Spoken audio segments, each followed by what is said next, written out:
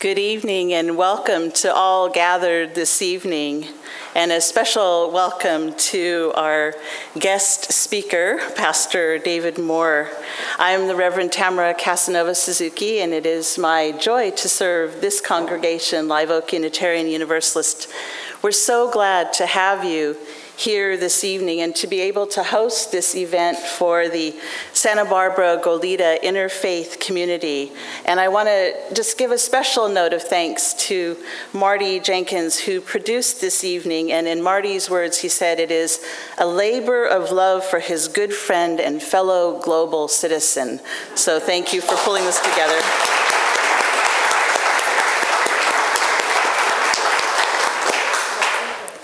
The reality of this evening and this partnership is simple. We are in concert in our vision of working to make real the beloved community, to help heal our world. Our Unitarian Universalist faith grounds the people who are here this evening, Unitarian Universalist. It grounds us and it compels us to work for social justice in our time, to celebrate the inherent worth and dignity of all people, and to see ourselves as intimately and intricately interconnected with all people, all beings, and our planet Earth. And also to sit or stand or speak or whatever it takes to be on the side of love. In fact, it was the 19th century Unitarian minister, the Reverend Theodore Parker, who first wrote the words that were paraphrased and echoed a century later by the Reverend Dr. Martin Luther King Jr. and countless others in the struggle against oppression and dehumanization and ongoing injustices to so many in our nation and our world. This Unitarian minister, Theodore Parker, wrote, "I do not pretend to understand the moral universe. The arc is a long one. My eye reaches but little ways. I cannot calculate the curve and complete the figure by the experience of sight. I can divine it by conscience. And from what I see, I am sure it bends toward justice." And some of you may recognize those words the King paraphrased a century later when he said, "The arc of the moral universe is long, but it bends toward justice." And that, in a nutshell, is why we're here this evening. It's because we are waiting and anxious to hear from Pastor David about the book he has written, in which he gives voice to his story and journey and current realities of our time. And we're here to support him and walk in solidarity as we all recommit ourselves to knowing that the arc of the moral universe may be long, but it's up to each and every one of us to make sure that it bends toward justice. And so now I turn your attention to the monitors. We have a special introduction of David this evening by the Rabbi Arthur Gross Schaefer. I am so honored to be present with you through this medium, basically of a video. I'm in Israel right now. At this point, I'm probably asleep. I've had an exhausted flight. But right now, I'm not. And I'm very much aware of this community, this very special community that I've been able to visit on occasion. So I say to all of you, first of all, hello, and I've been honored by your gracious welcoming over the last few months. So I look forward to many more contacts with you down the road. Now, back to Pastor Moore, just for a second. Pastor Moore has been not only an important ally in some of the work that we are doing, he's become a friend. What I mean by that is that someone I can trust, I can argue with, I can disagree with, and our friendship is still solid. But that's not why I'm here right now. There's something else about Pastor Moore that all of you know. He's very talented, he sings well, his sermons are exciting, but he's also very insightful. What I mean by that is that he takes things that we all see and he makes us aware of what we are ignoring. He says to us, look at this. Look at what's happening in the world. Look at what's happening to each of us. And he says, be careful, take it very seriously, be aware of it, and now try to change it. So I think Pastor Moore is an amazing individual who is making us much more aware of who we are, how we have to walk in the world, and therefore how we have to be a blessing in the world.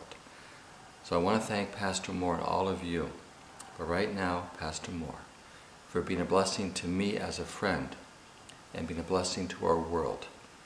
And therefore, it's my honor now to call up Pastor Moore and to please speak to all of you. And then you'll tell me how he did when I come back after my trip to Israel. Thank you again. Hello, everybody. Look, I was so pleased. I was delighted to find out that Arthur was going to, he called me Pastor Moore on there, but he doesn't call me that. He calls me David. I was so delighted to find out that he was going to do this intro. I didn't know until this past Monday, and I thought this is great because it gives me the opportunity to say something about Arthur and our friendship. I think that there are several reasons why we have access to one another.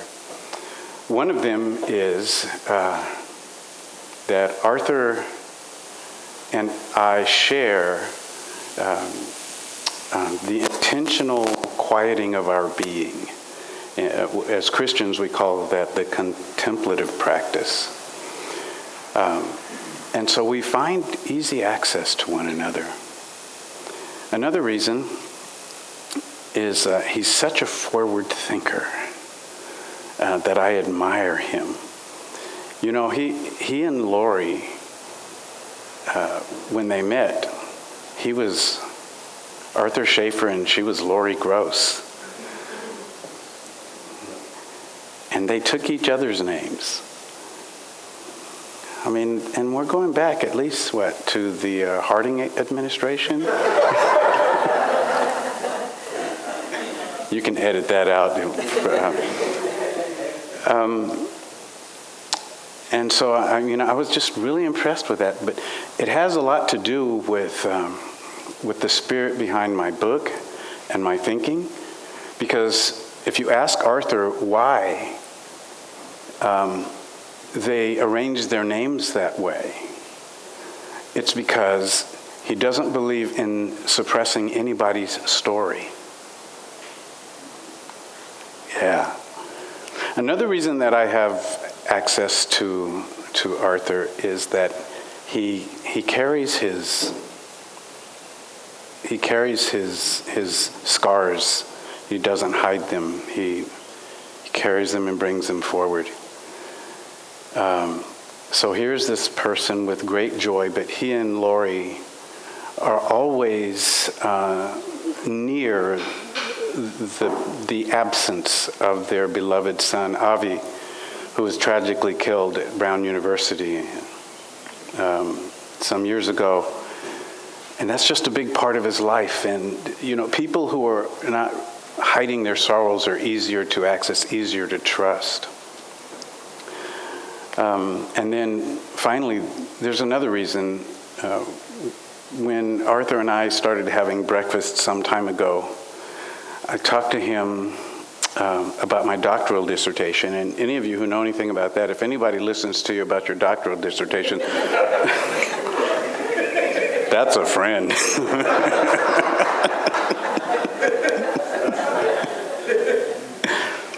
The title of my paper is How the Process of Doctrinal Standardization During the Later Roman Empire Relates to Christian Triumphalism.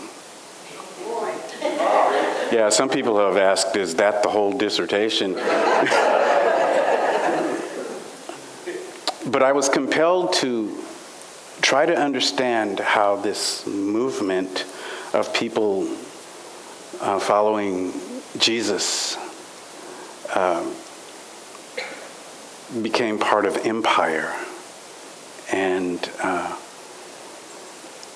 it was pretty clear to me that the first followers of Jesus were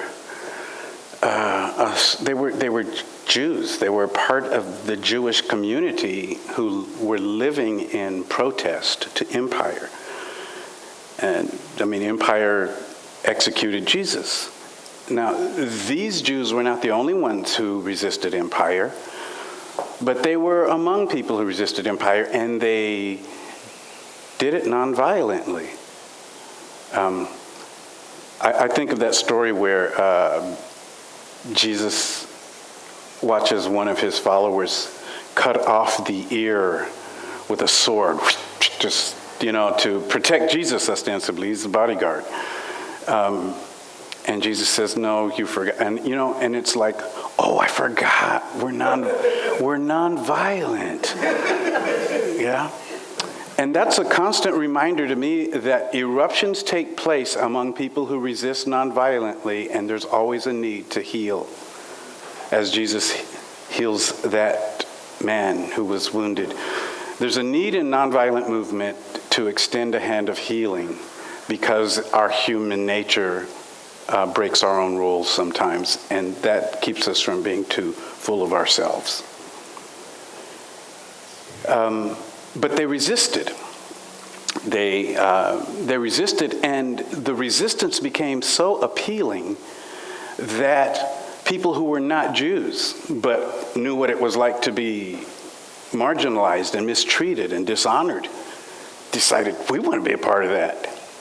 And so this Jesus thing started to catch on outside the Jewish community, and it grew bigger and bigger until they outnumbered the people who were Jewish, and then they turned on the Jewish people when they got power. So ironically, something that started with Jews in protest required Jews to live in protest against the idea that they came up with. So three centuries in, Jews have to sharpen their Jewishness to live in protest. And then just a few centuries later, the Christianized Roman Empire, as it has expanded and as its capital has moved eastward from Rome to Constantinople, in retrospect we call it the Byzantine, but it's the Roman Empire, has an effect in the development of Islam. Because Arabs especially are saying, we are people too, and this Christianized empire is suffocating us. Well, I have a quote. In 1963, everybody's familiar with the March on Washington for Jobs and Freedom that featured John Lewis and Martin Luther King, among others. Not as many people know who organized that. Anybody know who the primary organizer was? Okay. It was Bayard Rustin, who was controversial in the civil rights community because he was gay. And so they negotiated, okay, because Dr. King kept insisting that he be on board to do this work. So Bayard organized it, but he stayed in the background. I have a quote from Bayard Rustin. Should be appearing on the screen anytime. Is it there? Yeah. When an individual is protesting society's refusal to acknowledge his dignity as a human being, his very act of protest confers dignity on him. So I have truncated that to say protest is dignity. So when people are fighting for justice, whatever justice it is, when people are fighting for social justice, for economic justice, for gender justice, for environmental justice, for gender identity justice, whatever, when they're fighting, they're actually fighting for something more visceral, something closer to their core. What they're really fighting for is dignity.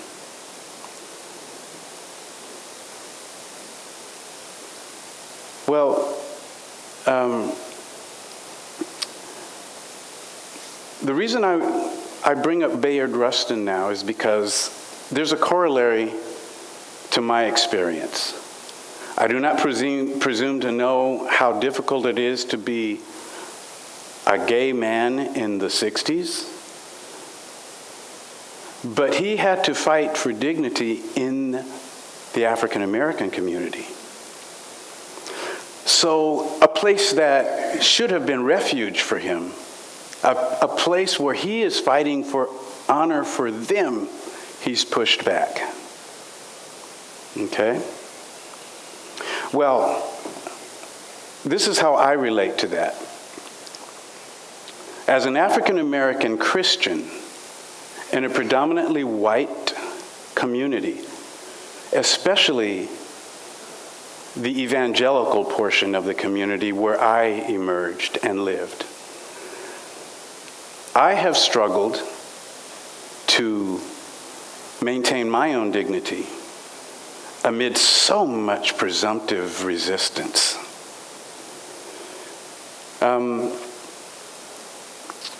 To see people with the capacity to be outraged over things, but not about racial oppression and exclusion, has been very troubling. And so while there are people in this country who I greatly admire, and actually they're role models for me, people like the Reverend Dr. William Barber III,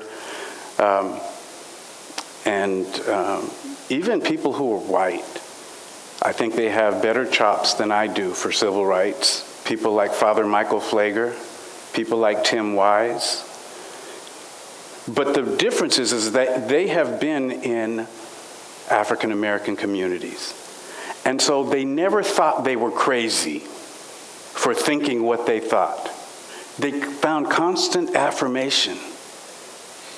Yeah, it's real. There's this saying that goes around, that's been around since I don't know how long, but it was going around in the 60s when I was a kid, and when I was going to UCSB in the 70s, in the African American community, we said, the struggle is real. Anybody ever heard that? We used to say, the struggle is real. We had to tell each other the struggle was real because our society was telling it's in our minds. It's not real. What's wrong with you? Why can't you excel? Why can't you succeed? Why can't you move forward? There's something wrong with you. It should be easier than that. You're making this up. Well, to be in the community that you have idealized, I'm talking about the Christian community, to be in the community that you have idealized to be redemptive, to be all into what Jesus is about, resistance. And never finding that. It took me decades to come to a place where I could pat myself on the back and say, listen, you know, you could have broken. You could have given in. This past week, a week ago, I got to visit Howard University in Washington, D.C. I've often wondered what I would be if I had the opportunity to go to a historically black college or university. Maybe I would think like a Ta-Nehisi Coates. You know, maybe I'd be really sharp and incisive on these things, but I've had to fight for who I am.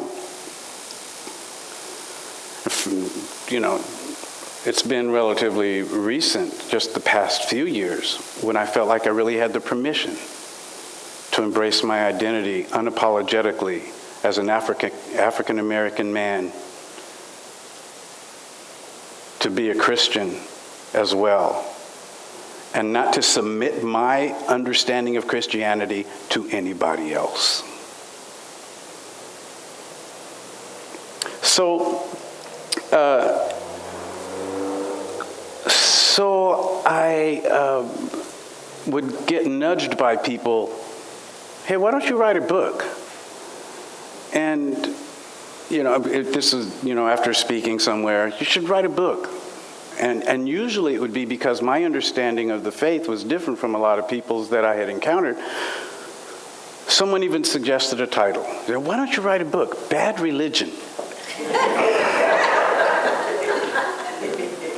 So I was going to write that book early last year, and And then I went online, I went to Amazon, and there was a book that was called Bad Religion. I bought it, I read it, and I thought, there's some good stuff in here, but I lost my desire to use that as a title.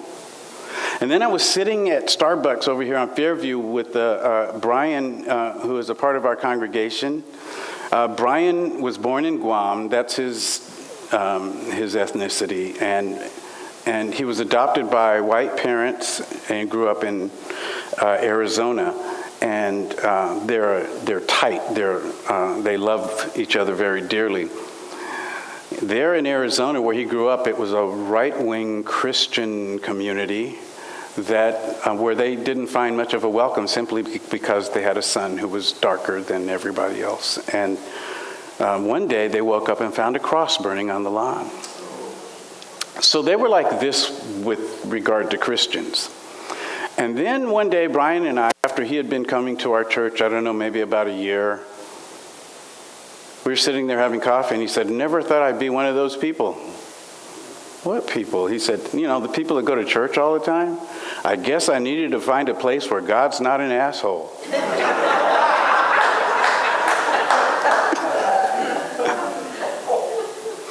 So that was going to be the title.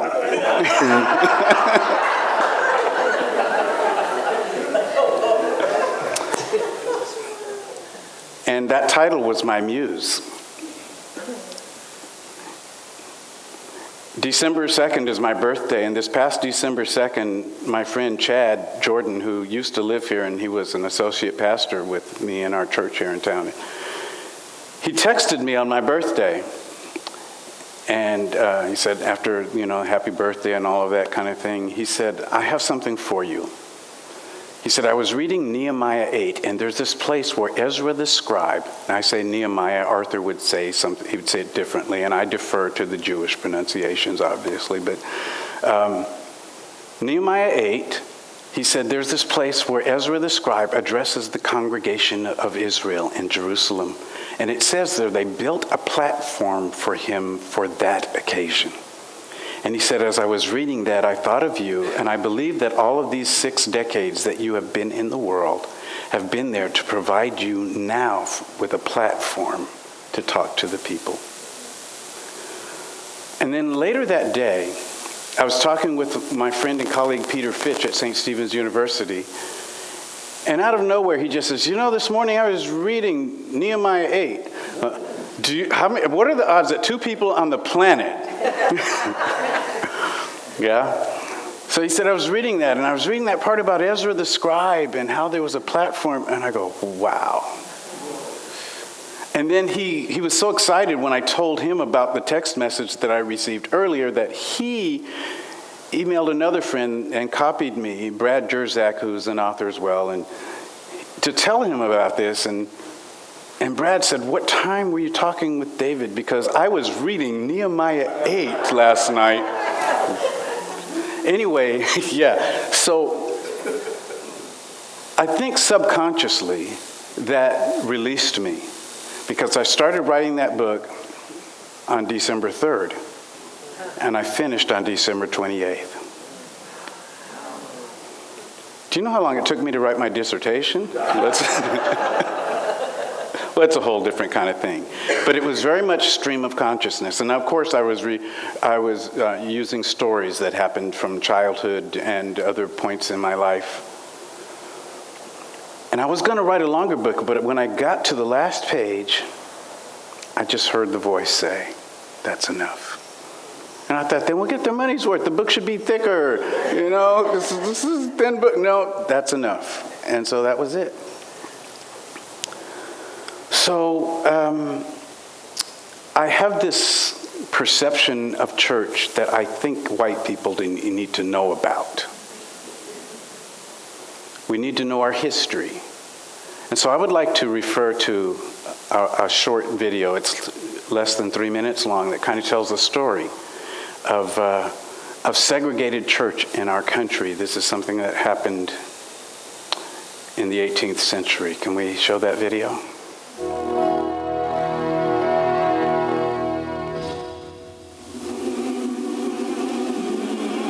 Richard Allen is an American hero.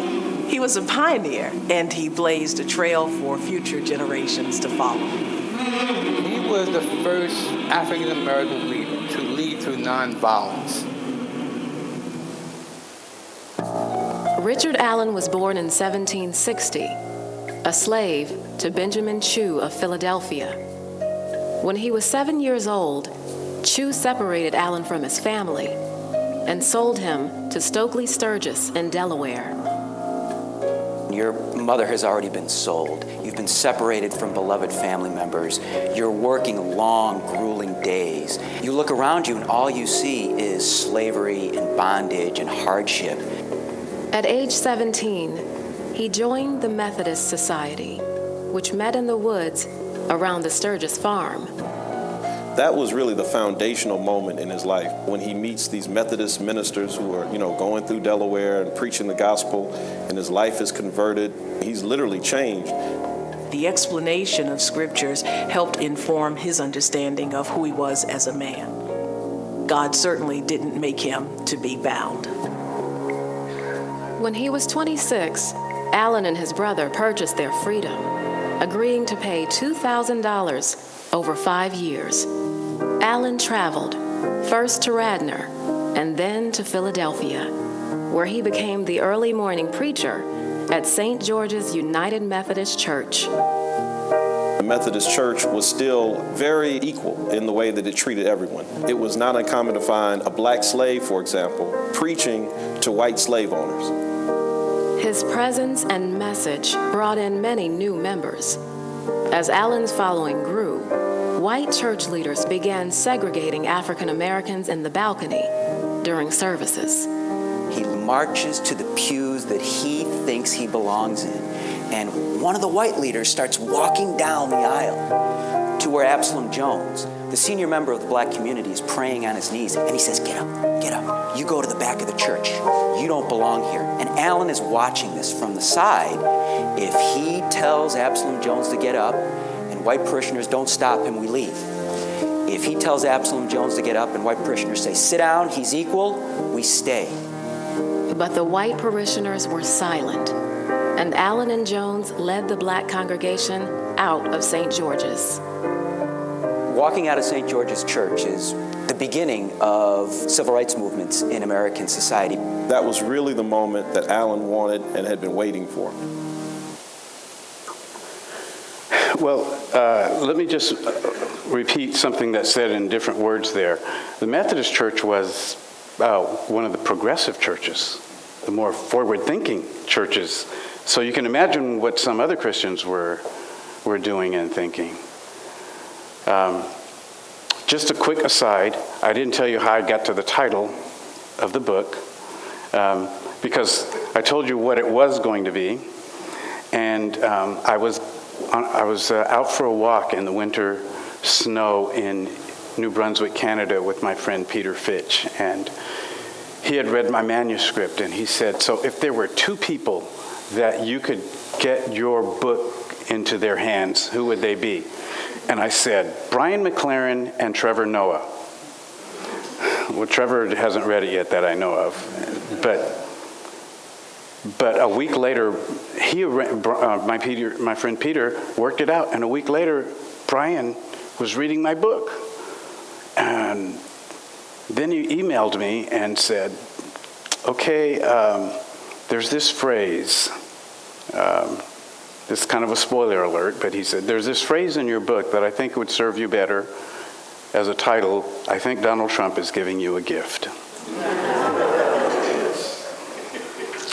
And Mark Asman's back there. He was there when I was going through the process, and it was conflicted. And I even put it before a congregation. I have a few people here from our church, and I put it before the congregation, and half were like, "Keep the title. I have friends who said they would read the book if you have that title." And the other half said, "No, make America great again." And so I was really conflicted, and I went with Brian's suggestion. And you know what? I'm really glad that I did. Every time someone finds out I read a book and they ask me the title and I say that, they don't know how to respond. They're like, "Okay." So at least we're thinking.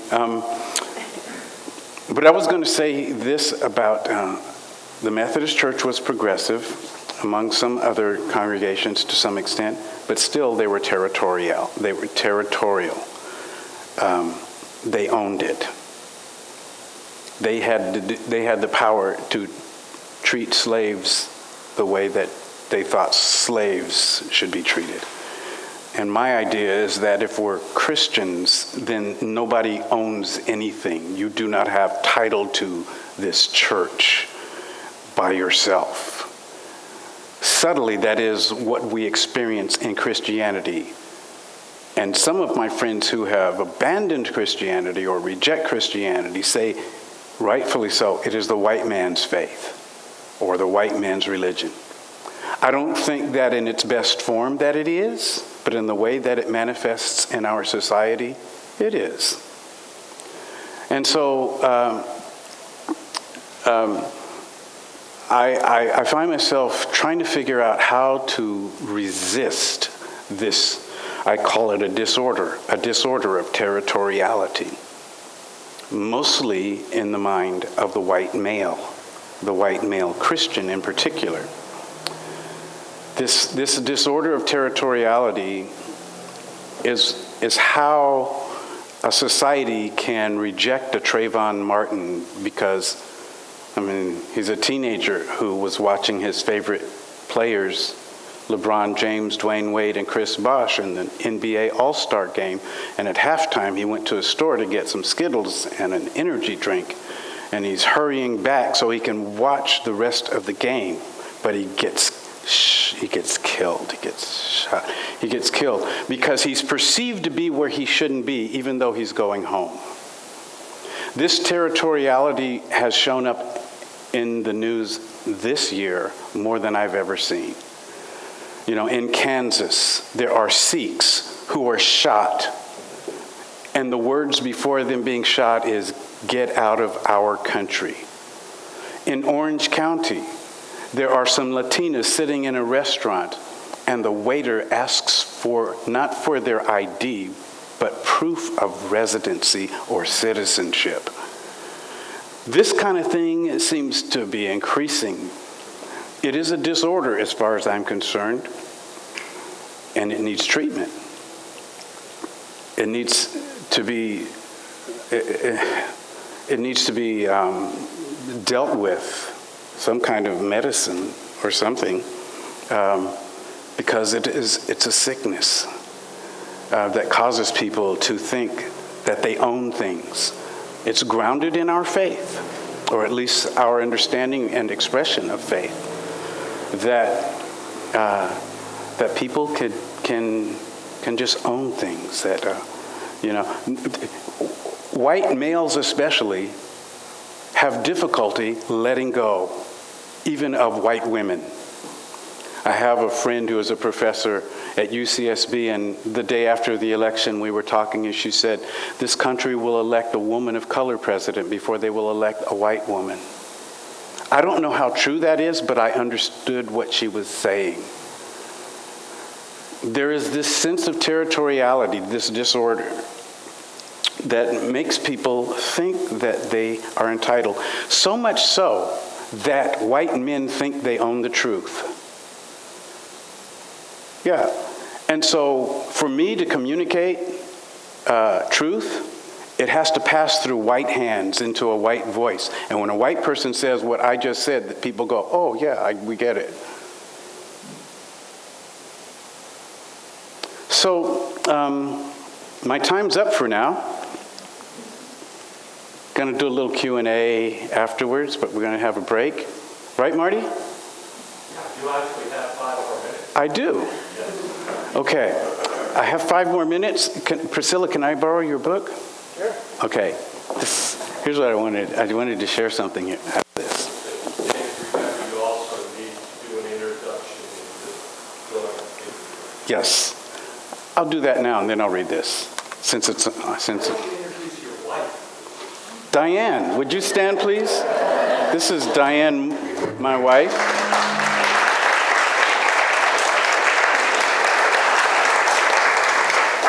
So this story wouldn't be without her. and that's for sure. And then later on, Simone leads our Black Lives Matter Santa Barbara group, and she's going to come later. She's just amazing as far as her leadership. She's half my age, but she's twice the leader, and so to me, she embodies that motto, to have younger people and the future's in good hands. She's that, okay? So,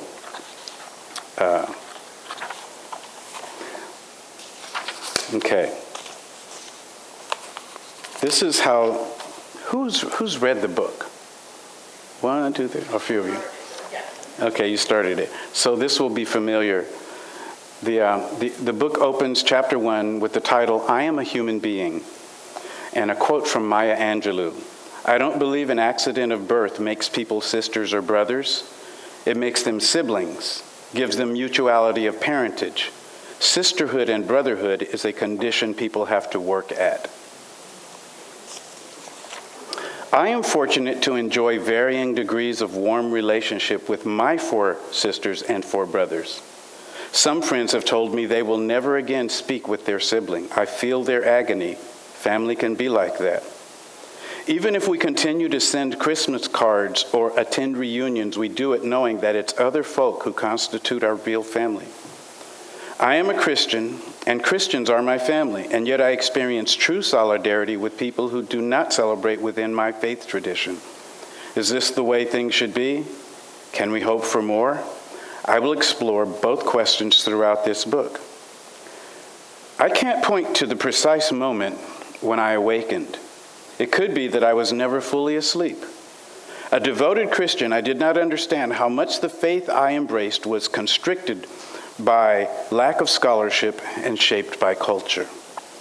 A part of me questioned our assumptions, but mostly I questioned my questions. The black churches my family attended when I was a child were populated with those who were like extended family. Bible narratives inspired us.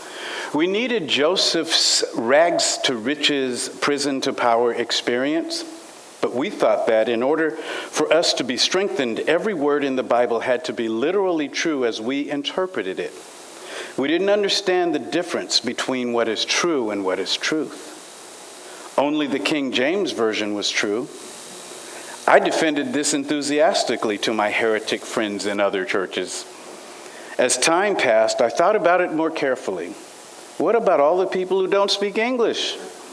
As time passed, I found that the King James Version was used mostly in countries that were once part of the British Empire. It seemed to me to be a nod to imperialism. Not only did we accept a 7-day creation story, we made it a mandatory belief for everyone. While we did not focus on the rapture as much as the white churches I would visit later, it was a fundamental doctrine for us. The rapture is the doctrine that faithful Christians will be supernaturally airlifted to heaven, leaving everyone else to suffer the plagues of the tribulation. Oh, that sounds so much like Jesus, doesn't it? While attending a youth conference when I was about 20 years old, a friend reported to me that some of the young attendees from other areas referred to me as Hatchet Man. This bothered me, but not enough to change me, as I dismissed the criticism as people probably coming from permissive churches. I was quite the fundamentalist, holding high regard for the pastors and leaders who informed my no gray area thinking. As you might imagine, this is not the only thing that is painful for me to revisit. It's important, however, for me to mention it here. Whenever I draw attention to how I may have been mistreated, I want to make it clear that I know I have offended many. By the time I was 22, with a bachelor's degree, I had more formal education than anyone in our church. I didn't even notice this until decades later. I just knew that as a young single man, really still a kid, who was convinced that I needed to submit to my elders, it was awkward trying to submit my freedom to think just a bit more critically. I became a pastor of a then black church when I moved to Santa Barbara, a city that has very few African Americans. I spent much more time around white pastors who in many ways reminded me of the voices I admired on Christian radio. How gratifying it was to listen to John MacArthur, who rejected the Pentecostalism that I represented, but nonetheless impressed me as a teacher. I listened to Charles Swindoll, James Dodson, and even Jerry Falwell. They were better educated, at least religiously, and I found it stimulating to hear and then learn how to study exegetically while analyzing the moral condition of society. These Christian radio beloveds simultaneously inspired and confused me. Particularly refreshing was Jack Hayford of Van Nuys Church on the Way because he was both scholarly and, like myself, Pentecostal. I was also impressed with his involvement in several traditions, something that relieved me since I found my insular church a tight fit. Years later, I enjoyed private conversations with Pastor Jack, as he is affectionately known. He speaks openly and frequently of his trajectory from racial blindness toward increasing sensitivity. This was important for me to see because while I regularly attended his annual conferences in my late 20s and early 30s, it plagued me to see that all of his guest speakers were white. Each year, when evaluation forms were distributed, I would point this out. Pastor Jack's integrity and transparency continues to inspire not just me, but thousands of others around the world. I was surrounded with radio ministers. I also watched them on television, which was a minor phenomenon during my developmental years as a pastor. The absence and later paucity of African American speakers was glaring there, too. I observed how black singers were standard fare, but not black preachers. When African American minister Ben Kinchlow came on board at the 700 Club, I thought progress was being made.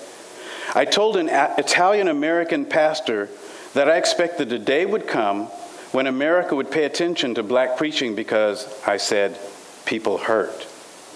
He didn't believe me. Just a few years later, we saw the emergence of Carlton Pearson and then T.D. Jakes and others. I'm going to skip a portion and just read this so we can go to break. I think I could have been a successful white evangelical. I read the right books, committed to memory all the verbiage, attended the right events, and kept the right company.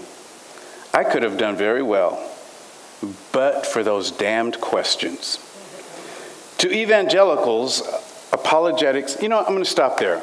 All right? And thank you. Before we go to break, we're going to have a 15-minute break. 10 minutes of it, we've got refreshments for you. There's restrooms across the way. But before we take that break, David, why don't you give them a little preview of what you're wanting to do in the second half? Yeah.